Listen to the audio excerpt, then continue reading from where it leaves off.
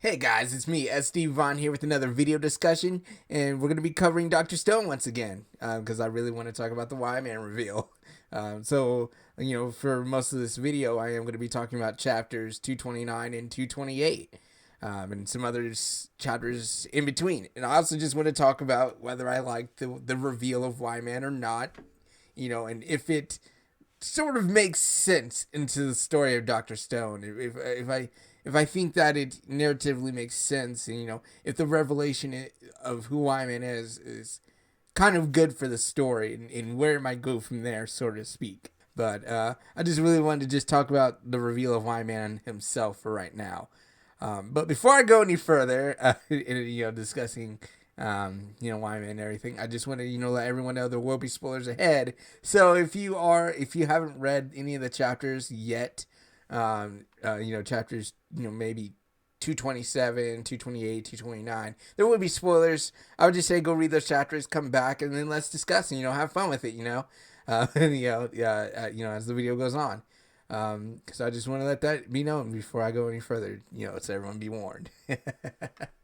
All right, so now that we're done with the spoiler warning and we gotten that out of the way, it's now time to start a discussion, and I'm going to start off by setting the stage by recapping a little bit of chapters 228 and going forward from there. So when we last, kind of left off from chapter 227, and we're now in chapters 228, we have Stanley, Kohaku, and Senku now face to face with Wyman. And now while they're right here face to face before the very enemy that caused the events of the story, it now becomes clear to everyone on who Wyman is. Wyman was the Medusas the entire time. It's something he I was like, as I was reading the chapter, I was like, I did not expect this at all, but it does sort of make sense, and it explains a lot of things, like especially like when I was talking about in my last video about Wyman listening this entire time. It makes sense. The Medusa was with them this entire time, so it would know Kohaku's name. It would know that about the capsule because it was in the capsule. And then, of course, it also might explain the self-activation that occurred in between chapters 213 and 214. So it makes a ton of sense here, and I like that I was somewhat close to what was going on here. I just didn't know what kind. I'd never really focused on who Wyman was, just the actions of what Wyman was doing. And I like that going forward here, we do get a lot of explanation on what Wyman was doing. Like I explained in my previous video, why hasn't Wyman been doing anything after the Second Worldwide Petrification? When we now later learn in these recent chapters that the Medusas can talk. They're sentient beings. They exist. They're here. They have an intelligence. So I was wondering why they just decided to stay silent. I mean, it made sense during the after the Treasure Island arc, because they used the last bit of the battery's power to revive Tsukasa from his wounds during the aftermath of the Stone Wars arc with Hyoga and everything else. But then after, during the South America arc, when they put a new battery in the Medusa, and especially after the Second Worldwide Petrification, once everyone's gotten revived and everything, I would assume maybe it would, notice that, these humans are awake. Because their whole thing with the Medusas in this reveal, especially in chapters 229, in 228, we learned that the Medusas wanted humanity to learn about the effects of immortality using the Medusas and petrifying humanity. They wanted them to learn how to use the Medusas, which is kind of explains Treasure Island, and I'm going to get to that here in a second. But they didn't say anything to Senku and crew. They want humanity to learn how to use them. They want humanity to know about them, to learn about this immortality, but they don't do that. And it's kind of weird that this one kind of stays silent. The only action that we get from it up until we get to the moon is the fact that it kind of self-activates to petrify Gin and Yo in between chapters 213 and 214. And that's just pretty much it. But then now it starts to talk when we're on the moon, where it tricks Kohaku into releasing it, basically. And then it also talks, to Senku and crew. I'm assuming that's the one that's talking. to Senku and crew between chapters 228 and 229. I can't be sure. I'm assuming it's the one that's speaking right now. But it's just like, oh, so it was like, why? Like, so maybe that was, their plan. Just let them come to the moon. We'll explain everything there. We're going to give you this ultimatum, because to give it like, hey, we're going to give you this immortality, but you're going to help us out. We're going to give you this, but you scratch my back, you scratch my back, but it's more parasitic in nature in that, because you have to turn to stone, to get that internal. So it's also that they want humanity to create more of them. They want humanity to create more Medusa devices, and it's just going to lead to more problems down the line. And trust me, I'm going to have a video on that here soon. But it's, so that's what the Medusa devices want. They want more of them, basically, and they want to give humanity this, near semi-immortality, which kind of explains the events of Treasure Island in a sense, because what we learn through the flashbacks that we see in the panels, I believe in chapters 229, what it is that the reason why they caught on to Treasure Island and not Byakuya and the space crew is because of these electromagnetic signals that they're detecting that are being broadcasted. But the ones from Treasure Island during their period of time was kind of weak. But Y-Man, the Medusas, but I'm still going to be calling him Y-Man. Y-Man was able to pick up on this and therefore send Medusas raining down on Treasure Island, setting up the events that occurred during Matsukaze's era, because they wanted to teach them on how to use the Medusas so they can learn about the immortality, which would cause them to want to create more Medusas and all that and such. But such thing did not occur, as Ibarra abusing the Medusas, and so it explains why Ibarra knew how to use the Medusas, the Medusa, the one that that he had, that Senku and crew would later have. So it would explain that, and it became a failure for the Medusas, and it kind of makes sense. These are primitive humans; they're not going to be aware of some of the knowledge like Senku and crew would have. Like if it was anyone woken up in modern times, they would have more of a capacity, intelligence level to understand, which is kind of what the Medusas were waiting on. They were waiting for someone of a high intelligence level, maybe like Senku level or close to it, to be aware of the full usefulness of the Medusa and have the desire for immortality, which they're trying to learn humanity with. So it all makes sense there. Now that makes sense for why they knew about Treasure Island, but they didn't know about Byakuya and crew. Although it's kind of weird they didn't see the space station while they were on the moon. Like I don't know. Are they just able to see through broadcast signals? Or are they able to just see in general, but they can also see signals and anything else, magnetic, signals that are being broadcasted. So I'm wondering if they could just also see in general, but I don't know. But it's something worth wondering about. But that all wasn't what was interesting enough that what was the only thing that was explained here with the Medusas.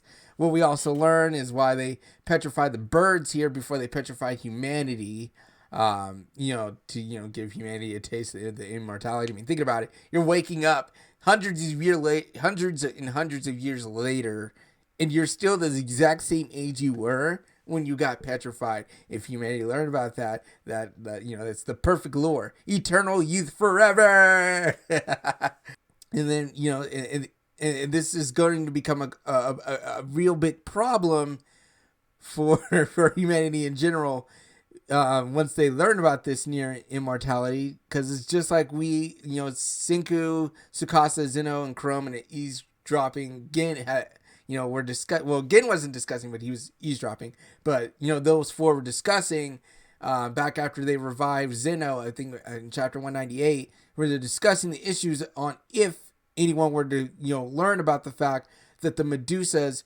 could give humanity immortality or eternal youth, so to speak. Yeah, so those four were talking about the dangers of the fact that the Medusas could give them immortality, because it did revive Hyoga from the dead, and there's no telling Oh, oh, there's no telling what may happen with this. Not just with the fact that the Medusas being like a sort of parasitic race, but the fact that they're just giving humanity immortality. Just like, hey, we'll give you eternal youth. You keep making more of us, and that could be a problem later on. Especially if they're also affecting the entire. If there are other worlds, if they're affecting. Oh boy, that's gonna be uh but uh, I guess I went around this off because I wasn't never trying to make this a really long video. I I'm interested by the revelation, by the reveal. I want to see where this goes since it's not a human into being a human being that petrified the earth, and it's not on any desire on preserving the earth, protecting the earth from humanity or anything like that, or some disease that might have occurred. So I petrified you all, so that when you break out, you're just kind of disease free. But then again, um, other things occurred, and that just led me to a thought thinking about the fact that um, they Y Man wanted humanity to know about how the Medusas work. And I just not was rethinking about the Matsukaze's era and story, flashback, whatever you want to call it. Um, as I'm so like the Medusas sent down one of their Medusas, and then it just has 1 meter 1 second, and it causes the girl to turn into stone. And I'm assuming, and then they keep raining down more to turn them into stone and all that and so forth. They kind of taught the people of Treasure Island how to use the Medusa, which how Ibarra learned how to use it. I'm assuming whoever didn't get turned to stone were fighting over this thing to learn how to use it to turn other people into stone and rule over. I mean, come on, there was still a Medusa left when Ibarra had it, so they had to fight over it. So I'm assuming that happened. So that's a little taste of what humanity might do: fight over the Medusas for control, for power. So it'd be more than just immortality. Immortality would just be like the icing on the cake. That was just a little tidbit thought I just had. It just popped into my mind as I was talking here, but trying to talk about what I think about the reveal. Sorry about that little sidetrack.